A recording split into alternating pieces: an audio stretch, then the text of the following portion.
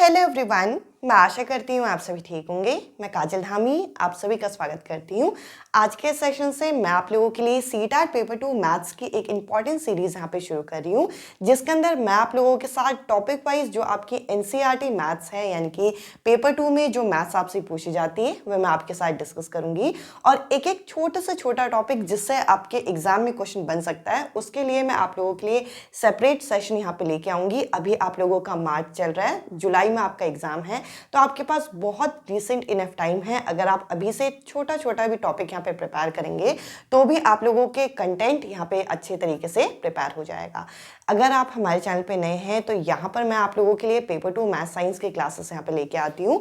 अगर आप साइंस की क्लास यहाँ देखना चाहते हैं तो आपको मंडे, वेंसडे, फ्राइडे यहाँ पे साइंस की क्लास देखने को मिल जाएंगी, और ट्यूसडे, थर्सडे और सैटरडे को आप लोगों को मैथ्स की क्लास मिलेगी।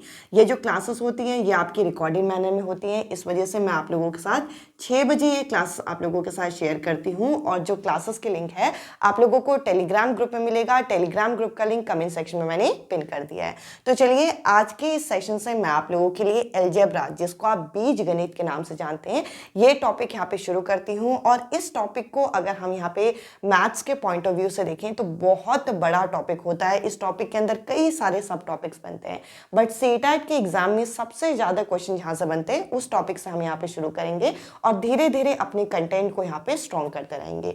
अब देखिए, यहाँ पे अगर मैं अलजेब्रा यानी कि बीज गणित की बात करूं तो यहाँ पे मैंने क्या किया है, एक व्यंजक लिखा है, एक एक्सप्रेशन लिखा है।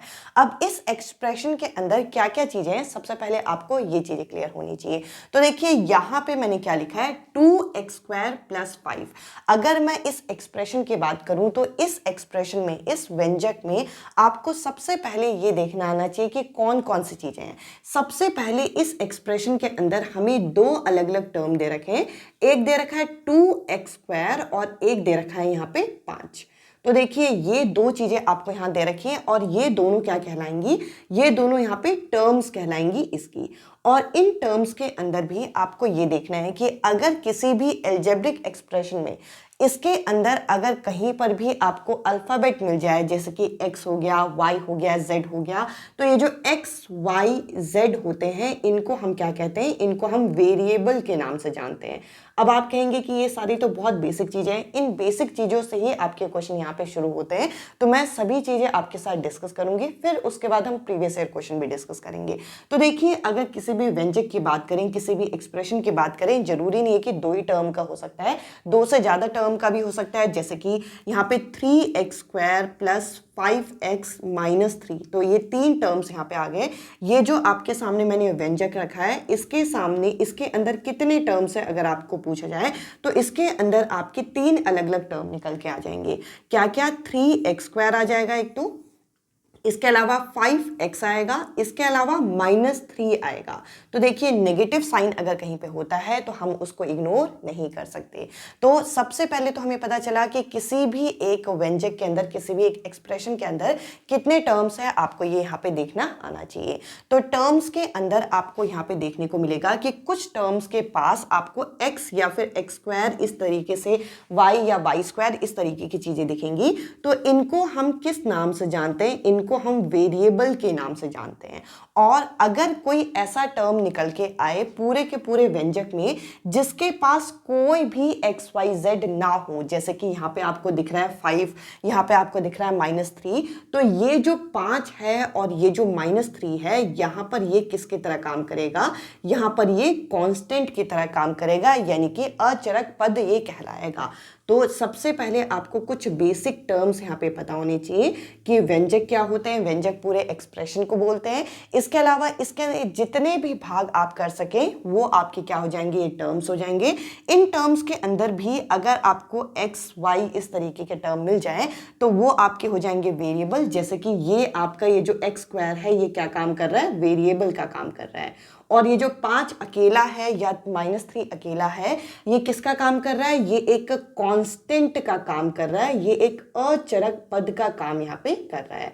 तो ये कुछ चीजें हमें पता होनी चाहिए। अब इस एक्सप्रेशन में एक चीज यहाँ पे रह गई है, क्या चीज रह गई है, जैसे कि x² के साथ ये जो 2 है, या फिर ये जो x के साथ ये 5 है, या x² के साथ ये 3 है, इसको क्या कहते हैं, इसको हम यहाँ पे कोफिशिएंट कहते हैं। सबसे ज़्यादा क्वेश्चन आपके एग्जाम में यहीं से पूछे जाते हैं, जिसे आप गुणांक कहते हैं। तो देखिए यहाँ पे आपसे पूछा जाएगा कि एक्स स्क्वायर का कोफिशिएंट क्या है, तो एक्स स्क्वायर का कोफिशिएंट क्या है, तो आप कहेंगे 2 है। अगर मैं इस पूरे एक्सप्रेशन में आपसे ये पूछूं कि यहाँ पे आप बताइए कि x का कोफिशिएंट क्या है, तो x का कोफिशिएंट मतलब x के साथ क्या है, x के साथ यहाँ पे है यहाँ 5। इसके अलावा यहाँ पे आपको ये भी बोल सकते हैं कि x का न्यूमरल कोफिशिएंट क्या है, न्यूमरल मतलब जो नंबर में लिखा है, तो ये भी कितना हो जाएगा, 5 हो जाएगा। अगर ये पूछा जाए कि एक्स स्क्वायर का कोफिशिएंट क्या है, तो एक्स स्क्वायर के साथ जो लिखा है वो आपका हो जाएगा इसका कोफिशिएंट। इसमें एक्स स्क्वायर का कोफिशिएंट क्या है, यहाँ पे है 2। तो ये टर्म्स आपको यहाँ पे पता होनी चाहिए। सबसे पहले मैंने अभी डिस्कस किया कि अगर हम अलजेब्रा यानी कि बीजगणित पढ़ रहे हैं तो आपको सबसे पहले एक व्यंजक को समझना जरूरी है, एक एक्सप्रेशन को समझना जरूरी है, और एक एक्सप्रेशन के अंदर आप देखेंगे कि कितने इसके यहाँ पे टर्म्स जो हैं ये तैयार हो रहे हैं। तो अगर मैं इस एक्सप्रेशन की बात करूं तो इसमें 2x स्क्वायर और यहाँ पे 5 यहाँ पे तैयार हुआ। इसके अलावा अगर मैं दूसरे एक्सप्रेशन की बात करूं तो इसमें 3x स्क्वायर हुआ, इसके अलावा यहाँ पे 5x हुआ, -3 हुआ, 3 टर्म यहाँ पे तैयार हुए। और इन टर्म्स में भी आपको गौर करना है कि ऐसा आपका टर्म जिसमें कोई भी XYZ यानी कि कोई भी अल्फाबेट नहीं लगा, जैसे कि यहाँ पे हो गया 5, यहाँ पे हो गया -3, ये आपके क्या हो जाएंगे, अचरक पद हो जाएंगे, ये हो जाएंगे कांस्टेंट। इसके अलावा जो आपके यहाँ पे अल्फाबेट के साथ लगे यानी कि ये जो एक्स स्क्वायर है ये तो क्या है, वेरिएबल है, एक्स क्या है, ये आपका वेरिएबल है, मैंने यहाँ पे मार्क कर ही दिया है। इसके साथ जो लगे होते हैं उसको हम गुणांक कहते हैं, कोफिशिएंट कहते हैं। तो कोफिशिएंट अगर आपको x का पूछे तो आप कहेंगे 5 है, 3 यहाँ पे एक्स स्क्वायर का पूछे तो आप कहेंगे 3 है। अब आपके एग्जाम में कैसे क्वेश्चन आते हैं ये आपको यहाँ पे समझना बहुत ज़्यादा जरूरी है। अब यहाँ पे जैसे कि फॉर एग्जाम्पल 2 इक्वेशन इस तरीके से यहाँ पे आपको दे देंगे, जैसे मैं एक रैंडम यहाँ पे आप लोगों के लिए बना रही हूँ, और कहेंगे कि पहले इसका प्रोडक्ट निकालिए। इसका प्रोडक्ट कैसे हम निकालेंगे, इसका प्रोडक्ट निकालने के लिए हम 2x को दूसरे वाले ब्रैकेट से पहले इस तरीके से मल्टीप्लाई कर देंगे। इसके बाद हम यहाँ पे 3 को मल्टीप्लाई कर देंगे x + 2 से। जब आप इसे यहाँ पे सॉल्व करोगे तो यहाँ पे कितना आ जाएगा, 2x स्क्वायर आ जाएगा, यहाँ पे आ जाएगा 2 2 ज़ा 4x, यहाँ पे आ जाएगा 3x और यहाँ पे आ जाएगा 3 2 ज़ा 6। और जब हम इसे यहाँ पे हल करेंगे तो ये आपके पास एक इक्वेशन जो है वो तैयार हो गई। अब आपसे क्वेश्चन में इस तरीके से पूछा जाएगा कि आप बताइए यहाँ पे कि एक्स स्क्वायर का कोफिशिएंट क्या होगा जब आप इस इक्वेशन को सॉल्व करते हैं।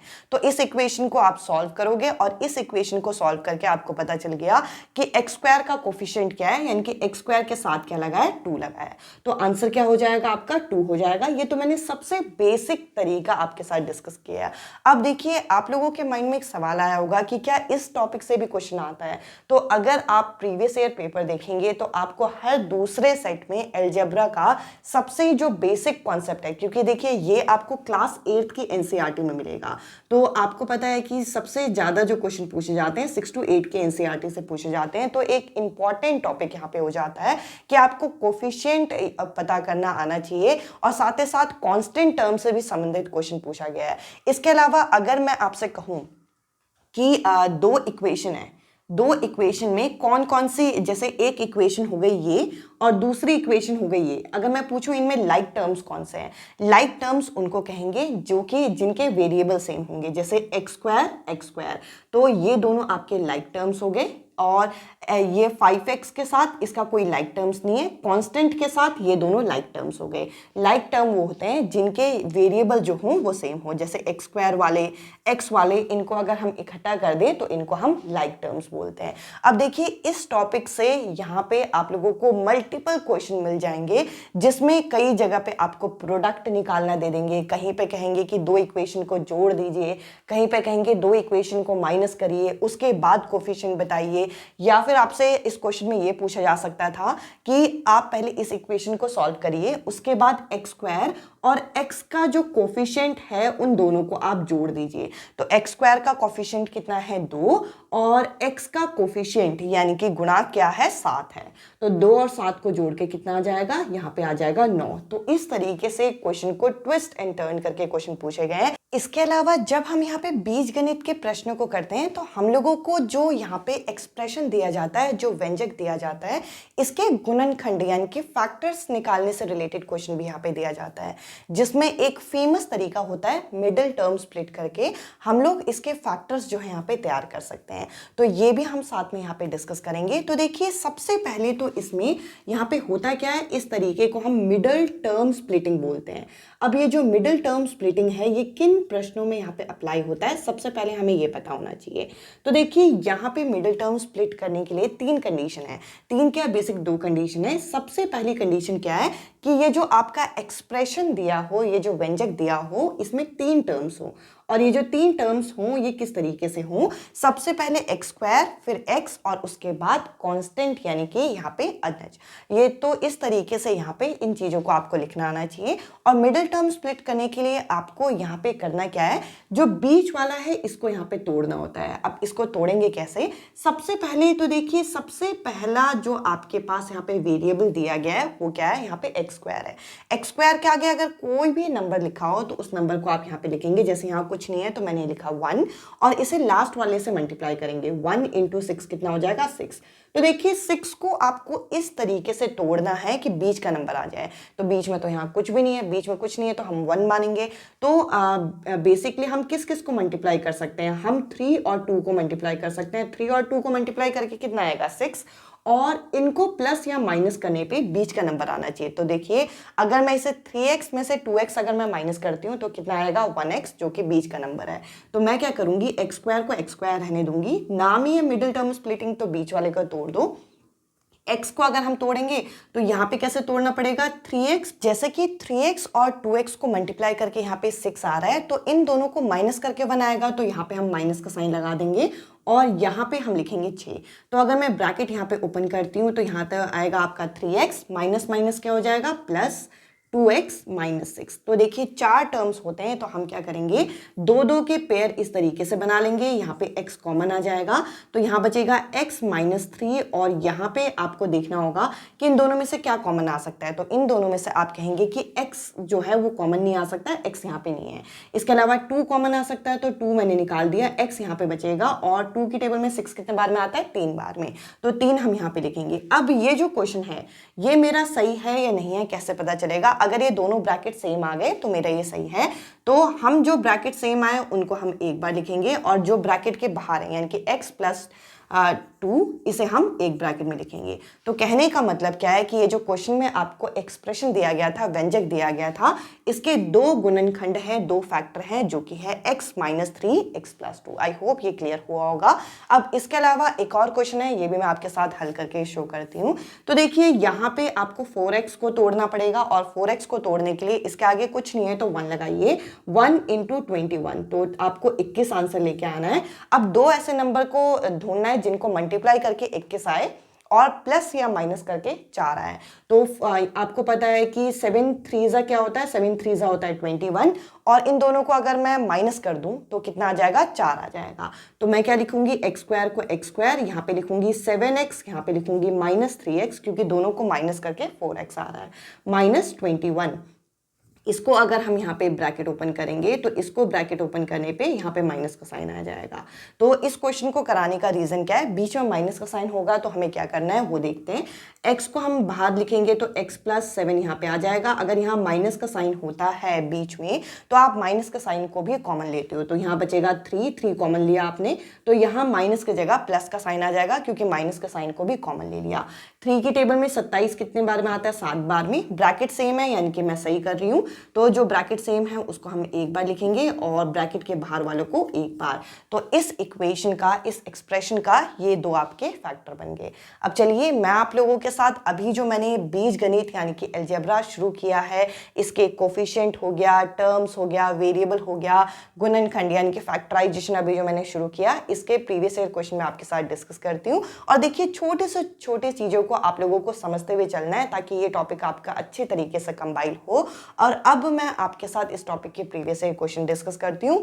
इसके अलावा इसके साथ साथ हमें अलजेब्रिक आइडेंटिटीज का भी सेशन करना है, जो कि नेक्स्ट सेशन में आपके साथ डिस्कस करूंगी, ताकि ये टॉपिक आपका अच्छे तरीके से यहाँ पे कंबाइन हो सके। अब मैं आपके साथ आज के सेशन के इम्पॉर्टेंट प्रीवियस ईयर क्वेश्चन यहाँ पे डिस्कस करूँगी, जिससे ये टॉपिक आपका अच्छे से कंबाइल होगा। तो देखिए, एम और एन का यहाँ पे मान हमें दे रखा है, यानी कि एक्सप्रेशन यहाँ पे दे रखा है। अगर हम यहाँ पे देखें तो इस क्वेश्चन में हमें बोल रखा है कि एक्स वाई का आपको कोफिशिएंट निकालना है। एक्स वाई का क्या निकालना है? गुणांक निकालना है। कब निकालना है? जब आप m में से n को माइनस करें। तो देखिए, पहले आपको m को हल करना पड़ेगा, फिर आपको n को हल करना पड़ेगा, फिर आपको दोनों को माइनस करना पड़ेगा, और माइनस करने के बाद जो एक्स वाई का कोफिशिएंट होगा वो आपको क्वेश्चन में बताना है। तो चलिए, m को हम फटाफट अगर हल करते हैं तो m में आपको 3x यहाँ पे दिख रहा है।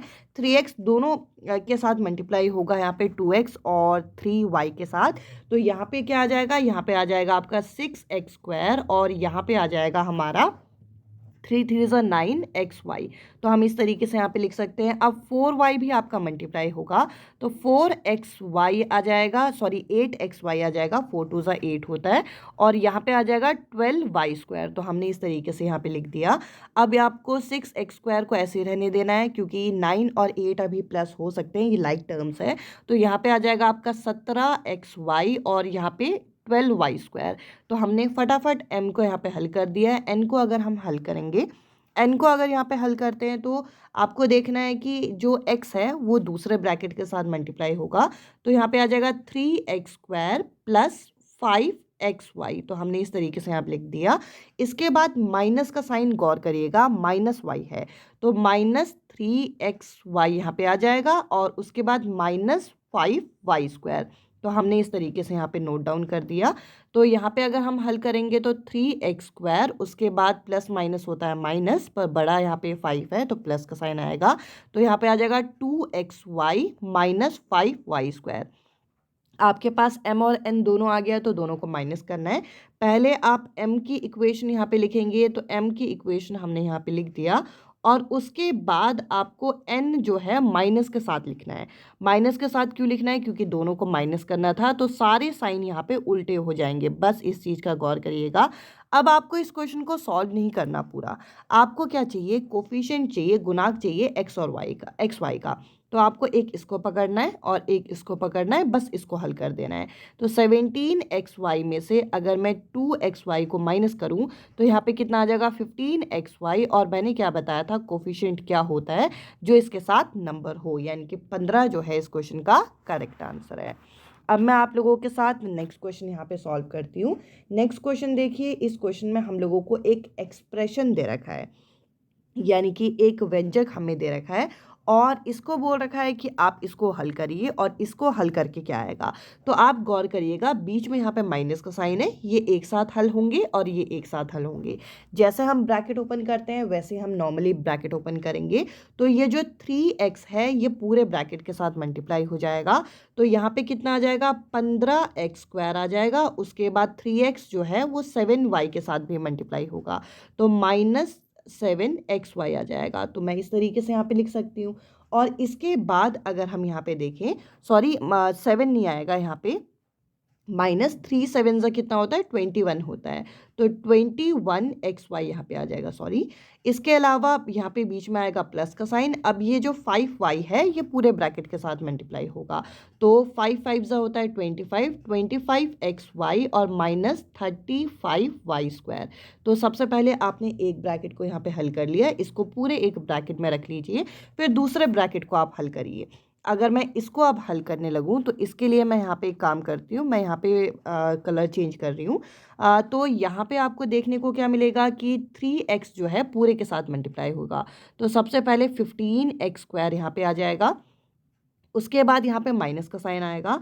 3 7 से क्या होता है? 21। उसके बाद यहाँ पे xy आप लिखेंगे, माइनस के साइन के साथ खोलना है, तो -25xy, और उसके बाद यहाँ पे आ जाएगा माइनस माइनस प्लस, यहाँ पे आ जाएगा यहाँ पे 35y²। तो आपने इस तरीके से यहाँ पे लिख दिया।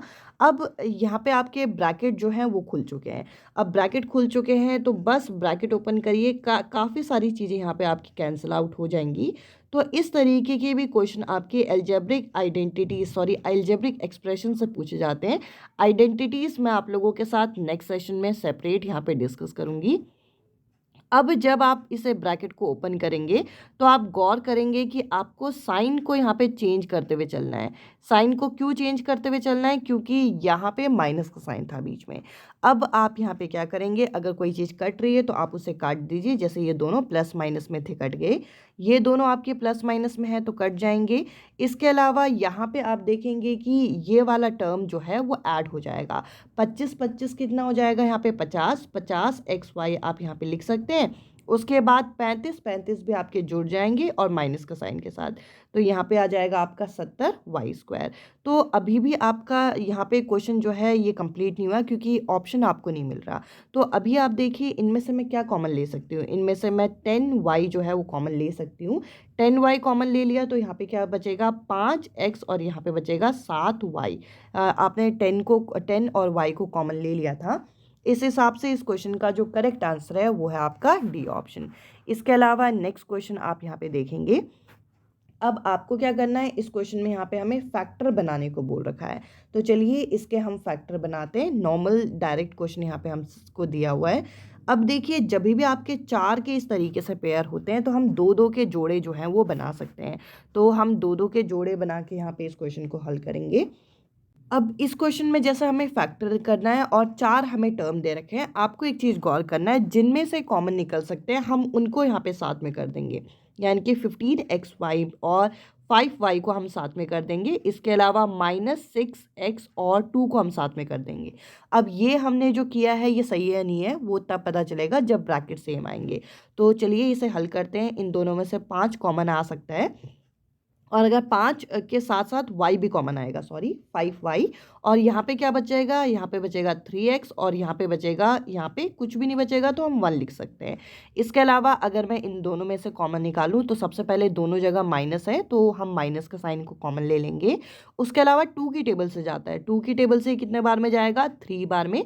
तो 3x - 1 यहाँ पे आ जाएगा। मैंने माइनस नहीं +1 आएगा क्योंकि ये माइनस का साइन को भी कॉमन ले लिया था।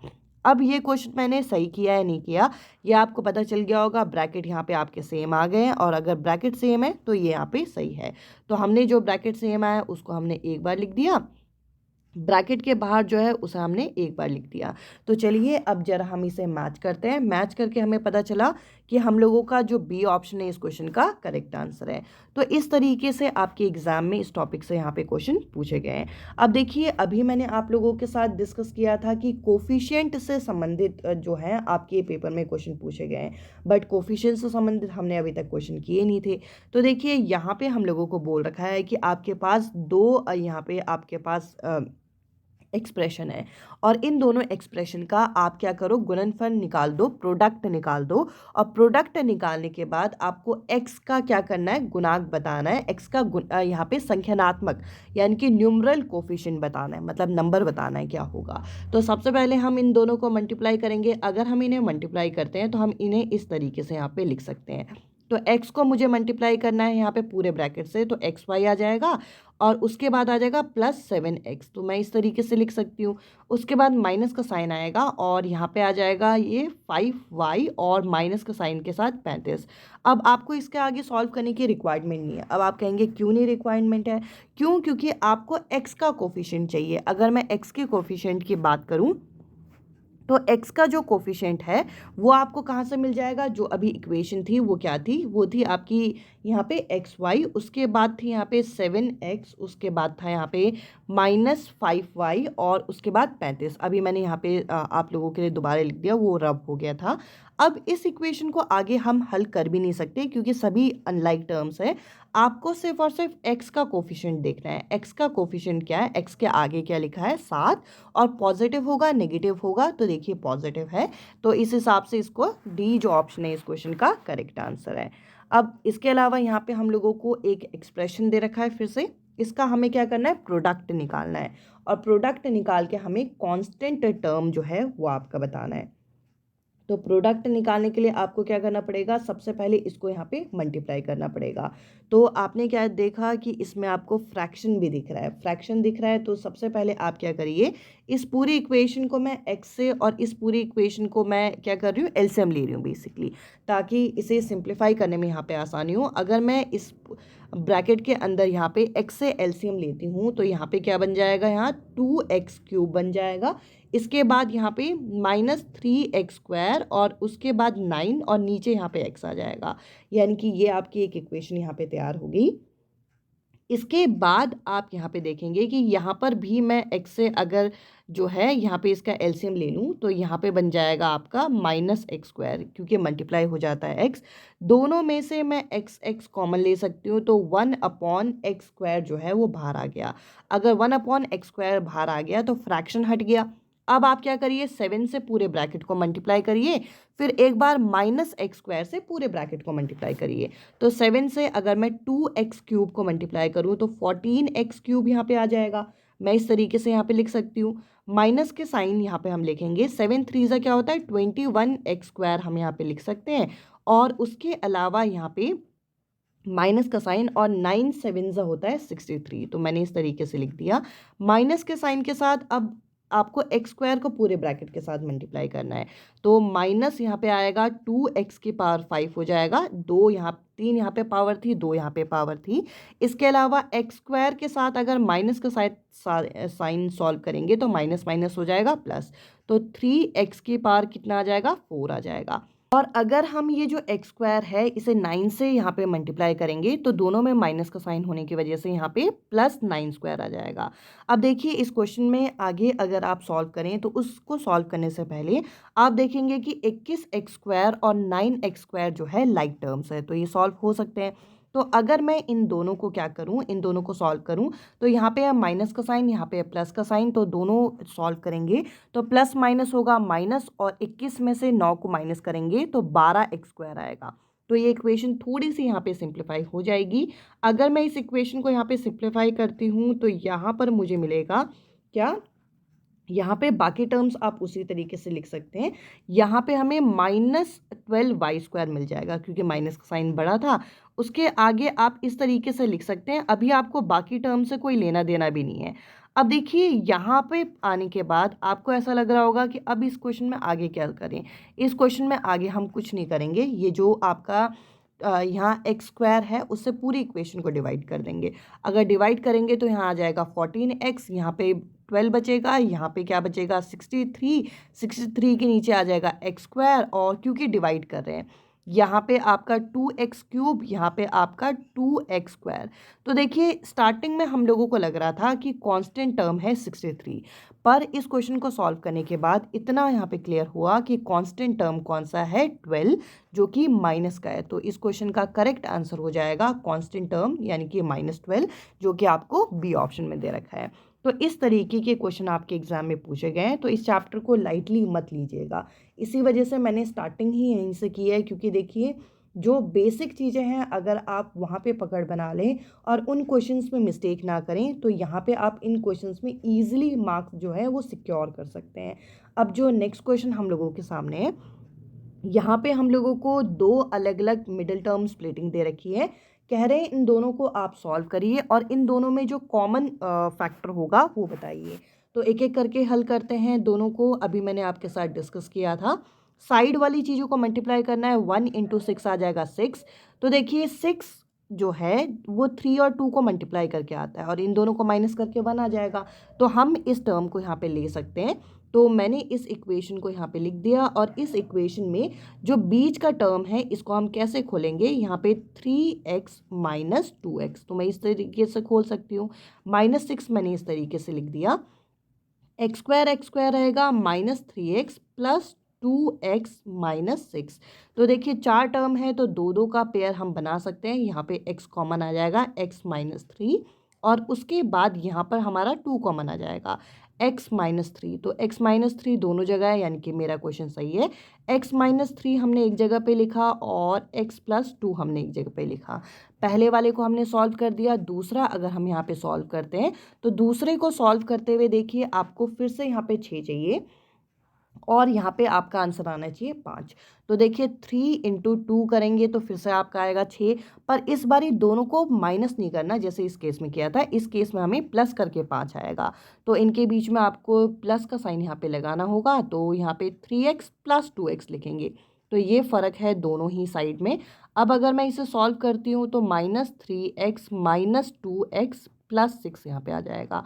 तो अगर मैं इन दोनों में से कॉमन निकालूँ तो x कॉमन आ जाएगा, x माइनस 3, और यहाँ पे क्या कॉमन आएगा, माइनस का साइन मैंने ले लिया है, तो यहाँ पे 2x माइनस 3 यहाँ पे आ जाएगा। तो x माइनस 3 एक टर्म आ गया, x माइनस 2 दूसरा टर्म आ गया, और दोनों में कॉमन क्या है, दोनों में अगर हम कॉमन देखें तो x माइनस 3 जो है वो कॉमन है। तो इस क्वेश्चन का जो करेक्ट आंसर आएगा वो आएगा बी ऑप्शन। इसके अलावा आज के इस सेशन का हम लास्ट क्वेश्चन यहाँ पे डिस्कस करते हैं। तो देखिए यहाँ पे भी सेम वही क्वेश्चन पूछा गया है। यहाँ पे आपको क्या करना है, यहाँ पे आपको पहला टर्म जो है उसका मिडिल टर्म स्प्लिट करना है, दूसरा टर्म दे रखा है इसका मिडिल टर्म स्प्लिट करना है, तीसरा टर्म दे रखा है इसका मिडिल टर्म स्प्लिट करना है। मैं इस क्वेश्चन का आंसर भी आपको बता रही हूँ, इस क्वेश्चन का आंसर आपका डी ऑप्शन आएगा। तीनों का ही मिडिल टर्म स्प्लिट करेंगे और तीनों में ही जो कॉमन फैक्टर आएगा वो x+5 आएगा। तो ये क्वेश्चन आप लोगों का एलजेब्रा चैप्टर से यानी कि बीज गणित से बेसिक टॉपिक से आपका पूछे गए हैं। जो नेक्स्ट सेशन आएगा वो आइडेंटिटी बेस आएगा। आई होप ये सेशन आपको पसंद आया होगा। आज के इस सेशन में इतना ही। अब मैं आपसे मिलती हूँ अगले सेशन में अगले टॉपिक के साथ। Bye bye, take care.